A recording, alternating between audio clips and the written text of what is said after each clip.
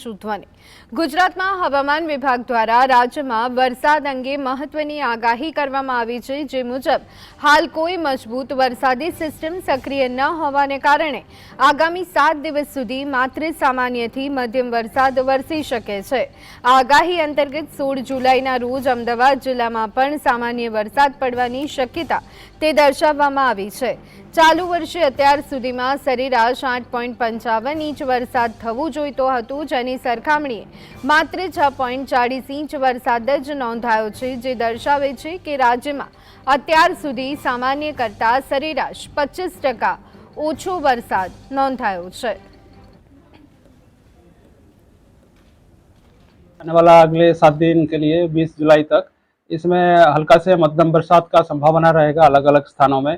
Mainly अभी जो अगले 2 दिन तो दक्षिण गुजरात की जो जिलाएं हैं इसमें बारिश रहेगा, हल्का से मध्यम बरसात।